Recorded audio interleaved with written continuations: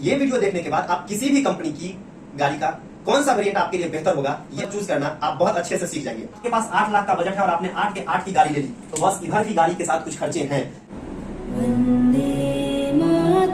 जय हिंद दोस्तों। बहुत सारे लोग हमसे क्वेश्चन करके पूछते हैं कि मैं RXT लूं, RXZ लूं या अदर कंपनी में भी अगर कोई दोस्त गाड़ी लेना चाहते हैं, ड्राइवर के बाद रेनॉल्ट कंपनी में भी ड्राइवर के अलावे कोई दूसरी गाड़ी लेना चाहते हैं, जैसे क्विड लेना चाहते हैं, डस्टर लेना चाहते हैं या टाइगर लेना चाहते हैं, या अगर आप किसी और कंपनी की भी कोई गाड़ी लेना चाहते हैं, तो सबसे बड़ी बात आती है कि आप कौन सा वेरिएंट लें। ये वीडियो देखने के बाद आप किसी भी कंपनी की गाड़ी का कौन सा वेरिएंट आपके लिए बेहतर होगा ये चूज करना आप बहुत अच्छे से सीख जाएंगे। हम लोग यहाँ पे बात कर रहे हैं कि सबसे पहले दुनिया में बॉस, चाहे गाड़ी ऑल्टो हो, मर्सिडीज हो, रेनो हो या फिर BMW हो, किसी भी कंपनी की गाड़ी मार्केट में बिक रही है, क्या नहीं है हमारे पास, तो उसे खरीदने के लिए हमारे पॉकेट में पैसा नहीं है। जिसके पॉकेट में जितना पैसा होता है, हर आदमी अपनी कमाई के अकॉर्डिंग उतनी अच्छी गाड़ी लेने की कोशिश करता है। हाँ, कुछ लोग मेरी तरह होते हैं जो बिजनेस माइंडेड होते हैं, वह यह सोचते हैं कि मैं 10 लाख की गाड़ी में काम चला सकता हूं, तो मैं 20 लाख क्यों फंसाऊं, ताकि 10 लाख में किसी और बिजनेस में इन्वेस्ट कर सकूं। लेकिन ऐसा सोचने वाले लोग दुनिया में 1% या उससे भी कम है। तो मैं बाकी 99% लोगों को फोकस करके ये वीडियो बना रहा हूं। तो हम सबसे पहले क्या देखेंगे कि हमारे पॉकेट में बजट कितना है। हमारे व्यूअर ने, विजय लाल जी ने जो बात पूछी कि मेरा बजट 8 लाख मैक्सिमम है, तो बस हम यहाँ पे नोट डाउन करते हैं 8 लाख रुपए उनका मैक्सिमम बजट है और वो कैश में गाड़ी लेना चाह रहे हैं। अब उनका क्वेश्चन था कि हम ड्राइवर का RXZ वेरिएंट लें या उससे एक नीचे RXT लें या RXL जो टॉप सेलिंग है वो लें। देखिए बॉस, हम कैसे कैलकुलेट करते हैं। आप जब गाड़ी लेने जाते हैं तो सबसे पहले जो आप कंपनी को प्राइस पे करते हैं वो होता है आपका एक्स शोरूम प्राइस। किसी भी गाड़ी का मैं एग्जांपल दे रहा हूं, मान लेता हूं कि मैं driver RXZ manual transmission 2021 monotone का प्राइस एक्स शोरूम जो है वो है 7,28,200।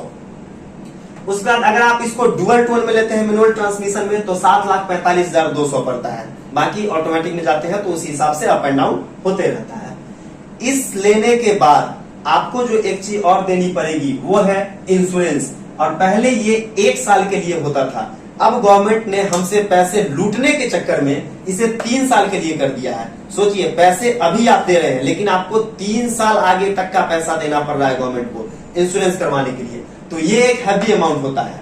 इसके बाद मैं एक चीज और यहाँ पे मेंशन करता चलूं कि जब मैंने 2018 में एक गाड़ी खरीदी थी तो उस समय 2 व्हीलर पे मैंने 5 साल के लिए फर्स्ट पार्टी इंश्योरेंस ही करवा लिया था, जिसमें बम्पर टू बम्पर होता है।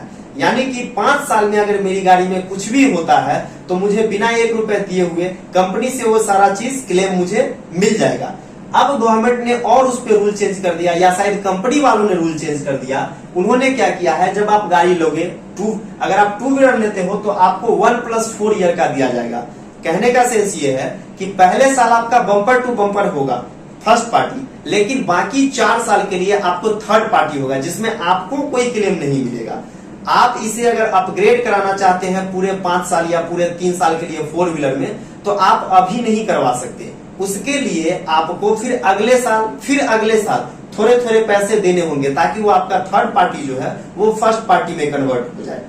तो यहाँ भी वही चीज है, जब आप इंश्योरेंस कराइएगा तो आपको 1 साल का फर्स्ट पार्टी मिलेगा बम्पर टू बम्पर, लेकिन गाड़ी तो आपकी 1 साल में धुनेगी नहीं, गाड़ी नई ही रहेगी, चाहे आप कमर्शियल भी यूज करें तो आप चाहिएगा कि शुरू के 3 साल में आपको फर्स्ट पार्टी मिले। तो आप यहाँ पे 50,000 रुपए दे करके सिर्फ 1 साल के लिए फर्स्ट पार्टी ले रहे हैं। आगे आने वाले 2 खर्च और आपके लायबिलिटी में जुड़ जा रहे हैं। इसके बाद आपको रजिस्ट्रेशन का पैसा लगता है जो 15 साल के लिए मिलता है। फिर रोड टैक्स आप 15 साल के लिए देते हैं। तो हम लोग अप्रोक्सीमेटली कैलकुलेट करके चलते हैं कि गाड़ी का जो एक्स शोरूम प्राइस होता है उसमें 1.5 लाख रुपए, जो कि state wise up and down होते रहते हैं थोड़े थोड़े, एक एवरेज फिगर जो निकल के आता है वो एक्स शोरूम पे 1.5 लाख रुपए इंश्योरेंस, रजिस्ट्रेशन, रोड टैक्स मिला करके पड़ जाता है। एक और चीज आती है आगे, एक्सटेंडेड वारंटी। इससे भी कुछ लोग पूछते हैं कि बॉस एक्सटेंडेड वारंटी ले या नहीं ले।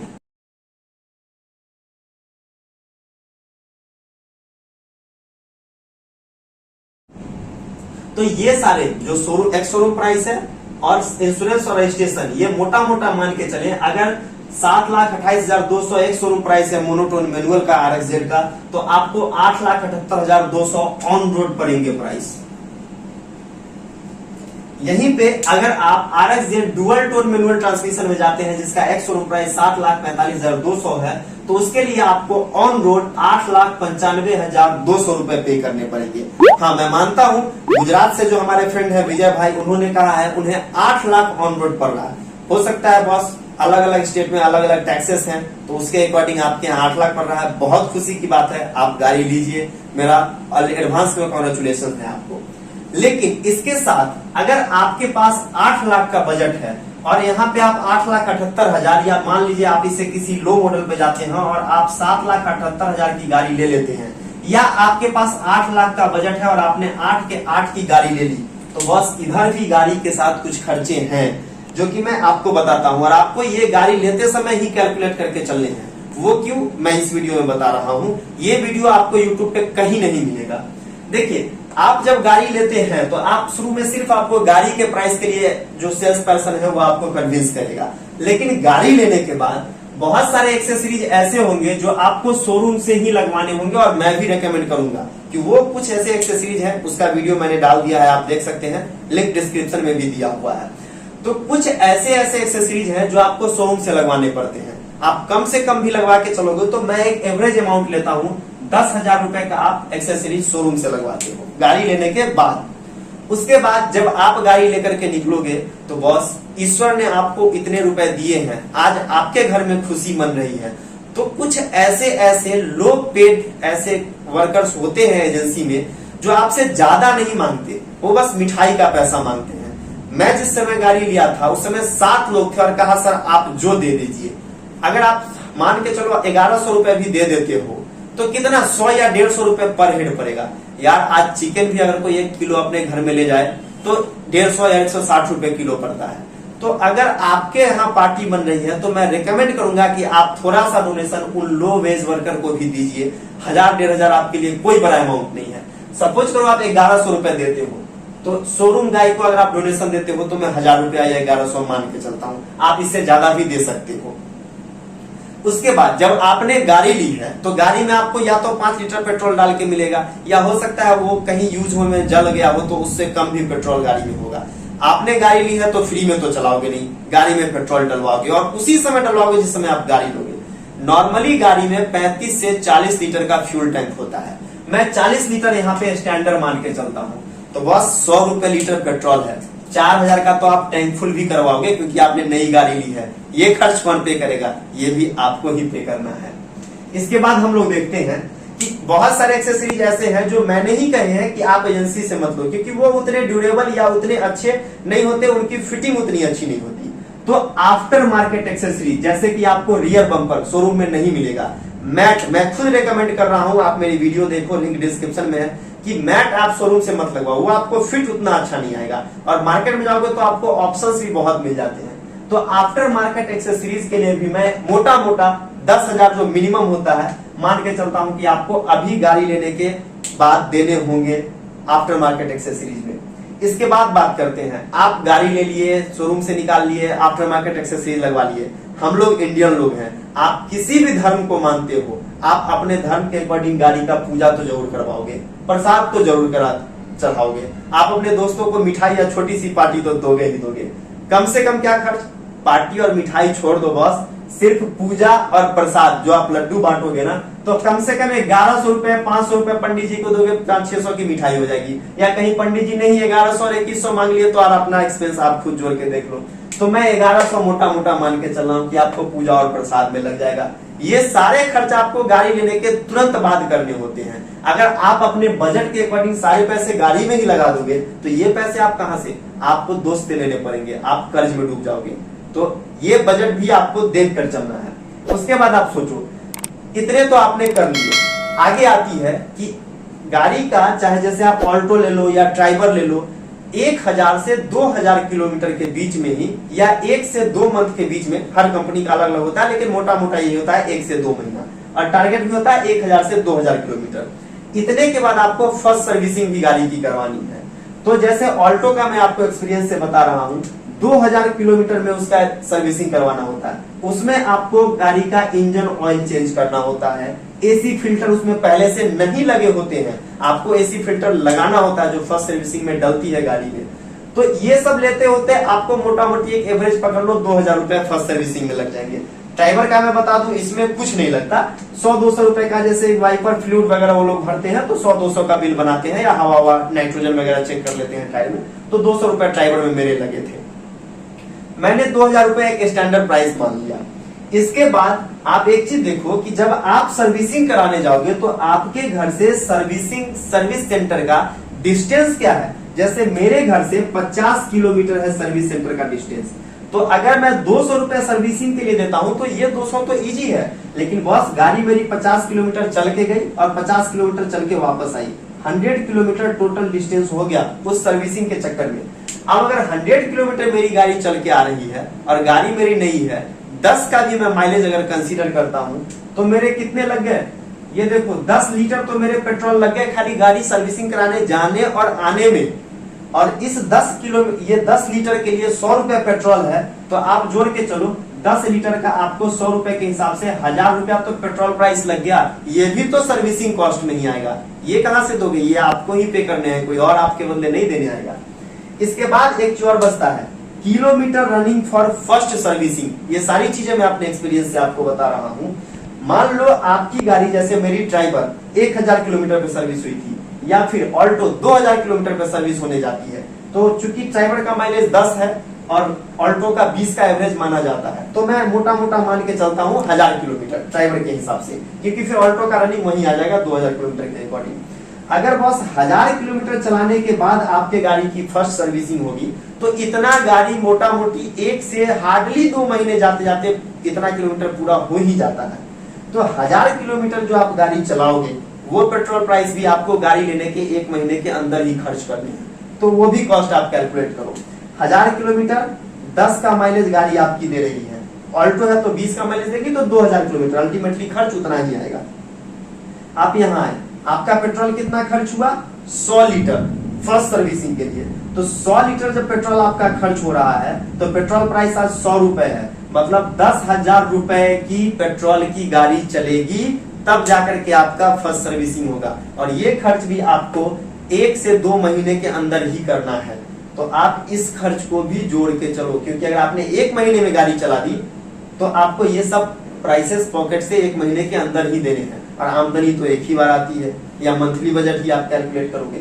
जब हम इन सभी को कैलकुलेट करते हैं तो 39,200 रुपए का खर्च, जो कि आपको शुरू में फील नहीं होता लेकिन पॉकेट से निकलता जरूर है, ये हो जाता है गाड़ी लेने के बाद।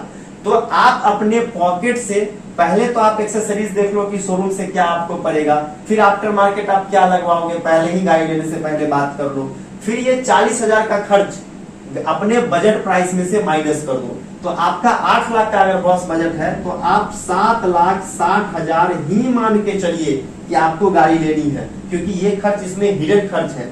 इसके बाद अगर मैं और भी आपको बताता चलूं जो इसमें इंक्लूडेड नहीं है, तो अब जो प्राइस है जो इसमें नॉट इंक्लूडेड है, मैं इंक्लूड नहीं कर रहा हूं, लेकिन आपको वो भी सोच के चलना है कि बॉस यहाँ पे हमारे देश में कुछ चतुर चमन होते हैं जो नई गाड़ी को देखते ही जानबूझकर आपके पास आपकी गाड़ी में ऐसे वो गाड़ी चलाकर निकालेंगे कि आपकी गाड़ी में स्क्रैच लग जाए। अगर आप एक्स्ट्रा कंसस हो तब तो स्क्रैच नहीं लगेगा, वरना मैं आपको बताता चलूं, आप देखोगे रोड पे मैक्सिमम गाड़ी नई ऐसी होती है जिसमें कहीं ना कहीं अच्छे खासे स्क्रैच लगे होते हैं। वो उनकी गलती से नहीं होते, कुछ चतुर चमन हमारे यहाँ हैं जिन्होंने वो स्क्रैच दिए हैं। मेरे साथ भी कई बार होता है, इवन आज सुबह की ड्राइविंग में भी मेरे साथ हुआ है। जैसे ही नई गाड़ी देखी वो यूं आपके सामने से ऐसे गुजरेंगे ना कि अगर आप एक्स्ट्रा कंसियस नहीं हो तो स्क्रैच लगना ही लगना है। तो अगर जो स्क्रैचेस लग गए 1 से 1.5 महीने में, जब आप सर्विसिंग कराने जाओगे तो आप उसे भी आप चाहोगे नहीं कि नई गाड़ी पे स्क्रैच रहे, तो आप उसे हटवाओगे, और एक स्क्रैच हटाने का खर्च 2 से 3,000 तक पड़ जाता है। छोटा छोटा स्क्रैच मैं आपको बता दूं, ये मैंने इंक्लूड नहीं किया। उसके बाद जब आप नया गाड़ी चलाना जानते हो या जाते हो तो आप क्या होता है, कभी कभी आप सीट बेल्ट लगाना भूल जाते हो, या किसी नए शहर में गए तो आप वन वे रास्ते में घुस जाते हो गाड़ी लेकर के, तो चलान का भी खर्च आपको देखना होता है। ये सब नॉट इंक्लूडेड में मैं आपको बता रहा हूँ। मेरे साथ खुद हुआ था, मैं एक बार अननोन शहर में किसी काम से गया था, जब पहले चलान के रेट कम थे तो जहां पे वन वे होता था वहां पे पुलिस वाले बैरिकेड लगा करके खड़े रहते थे कि इधर वन वे है, इधर आपको नहीं जाना। जब से चलान के प्राइसेस बढ़ गए हैं, ₹1 के करीब चलान हो गया है, उस समय वो लोग जानबूझकर बैरिकेड हटाकर कहीं छिप के बैठे रहेंगे कि आप वन वे में गलती से घुसो, और वो तो इंतजार ही कर रहे हैं कि आप गलती से घुसो और वो आपका चलान काटे। नहीं भी चलान काटेंगे तो 400-500 रुपए तो कार वाले हो तो आपसे लेकर के छोड़ेंगे। आप कितना भी बार्गेनिंग कर लोगे 200-300 रुपए तो आपके लग ही जाएंगे। 200 वाले तो बाइक वाले से भी ले लेते हैं, आप तो फिर भी कार वाले हो, तो आपको डोनेशन यहाँ भी देना पड़ता है। तो ये चीजें इंक्लूड नहीं है। इसके लिए भी मैं और एक छोटा सा इंसिडेंट आपको शेयर करते चलूं। मैं एक बार हाईवे पे गाड़ी चला रहा था, गाड़ी काफी स्पीड में थी, एक छोटा सा जर्क मेरी गाड़ी में लगा। वो रोड था जो इतना के गैप में था, बस एक जर्क लगा और गाड़ी चूंकि रनिंग कंडीशन में थी और हाई स्पीड में थी, मेरे डायनमो का कुछ एक पार्ट था जो रनिंग में होने के कारण कट गया, जो मुझे मैकेनिक उसे रांगा बोलते हैं कि डायनमो का रांगा कट गया। उसके लिए मुझे डायनमो को चेंज करना पड़ा। तो आप जब गाड़ी लेकर के चलते हो तो पता नहीं किधर से कब क्या हो जाए, छोटा मोटा एक्सीडेंट हो जाए या आपकी गाड़ी में कोई खराबी आ जाए या कुछ भी हो जाए। तो इन दैट केस मैं आपको सजेस्ट करता हूं कि 5,000 रुपए करीब कैश में आप गाड़ी में लेकर के चलो और 20,000 रुपए अपने अकाउंट में रख करके चलो। गाड़ी है बॉस, टेक्निकल फॉल्ट कभी भी आ सकता है। आप सभी भाई के वीडियोस देखते हो, वो बद्रीनाथ टूर पे गए हुए थे और आपने वो वीडियो देखा होगा कि उनकी गाड़ी के इंजन में नीचे से एक पत्थर लग गया और गाड़ी का सारा फ्लूइड जो इंजन ऑयल होता है मोबिल, वो लीक कर गया। और उन्हें देखिए, ठीक है कि गाड़ी कंपनी खर्च दे रही है, वो सारा RSA है, रोड साइड असिस्टेंट है, कंपनी खर्च पे लेके आएगी, लेकिन उस समय आपकी गाड़ी जब बीमार हो गई, गाड़ी खराब हो गई और रोड साइड असिस्टेंट वाले ही अगर गाड़ी को उठाकर वर्कशॉप ले भी जाते हैं तो अल्टीमेटली उस समय आपके पास तो कोई गाड़ी नहीं है, आपको तो टैक्सी बुक करनी पड़ेगी और आप तो गाड़ी का टैंक फुल करके ये सोच रहे थे कि अब मुझे कोई खर्च नहीं देना। तो पैसे कहीं से भी लग सकते हैं। टूर पे होने के बाद कई बार ये होता है कि आपकी गाड़ी खराब हो गई, अब 2 दिन गाड़ी गैरेज में बनेगी, तब तक आप घूमोगे कैसे? आपको टैक्सी बुक करनी पड़ेगी। तो इसलिए मैं फ्रेंडली नेचर से एक सजेशन दे रहा हूं कि आप 5,000 रुपए कैश में और 20,000 रुपए गाड़ी के नाम पे अकाउंट में रख के चलो, कभी भी जरूरत पड़ सकती है, मैकेनिकल चीज है। और इन सारे खर्चों को जोड़कर आप अपना मैक्सिमम बजट देखो और तब उसके अकॉर्डिंग किसी भी कंपनी का कौन सा वेरिएंट लेना है ये सोचो, क्योंकि यहाँ पे ऑल्टो से लेकर मर्सिडीज, BMW सब बिकती है। आपके पॉकेट में पैसा होना चाहिए, तो हमेशा गाड़ी का वेरिएंट अपने बजट से देखो। अगर आपके पास बजट कम है तो लोअर से जस्ट एक अप ले लो, टॉप वेरिएंट, टॉप सेलिंग जो भी है ले लो। आपके पास बजट अच्छा खासा है, आप सोचो भी मत, गाड़ी के सीधे टॉप मॉडल पे चले जाओ। मेरे पास बजट था, मैंने RXZ AMT वर्जन ले लिया क्योंकि मुझे बजट का कोई इशू नहीं था। अगर 1-1.5 लाख रुपए शायद महंगा भी होता तो मुझे बजट से कोई फर्क नहीं पड़ रहा था। तो पैसे हैं, आप टॉप मॉडल पे चले जाइए, नहीं है तो जस्ट एक अप पे जाइए, जो टॉप सेलिंग है वो उठा लीजिए। और फिर कौन सा वेरिएंट लेना है, अगर इसमें ज्यादा कसमकस है, अपने पॉकेट में बजट देखिए, सारे खर्चे कैलकुलेट कीजिए और उसके अकॉर्डिंग देख लीजिए जो आपको बजट सूट करे वो लीजिए। क्योंकि बॉस, कंपनी जितना पैसा लेगी आपको उसी के हिसाब से सामान देगी। बिना पैसे के इस दुनिया में कोई कंपनी आपको सामान नहीं देगी। अल्टीमेटली वो लोग यहाँ पे बिजनेस करने के लिए बैठे हैं। तो मुझे लगता है कि इतना डिटेल कोई भी YouTube चैनल पे आपको ये नॉलेज नहीं मिलेगा। आप लोग अपना प्यार और सपोर्ट बनाए रखें। मैंने देखा है कि पहले मेरे 1% और 5% सब्सक्राइबर थे, अभी मेरे 30% सब्सक्राइबर हो गए हैं।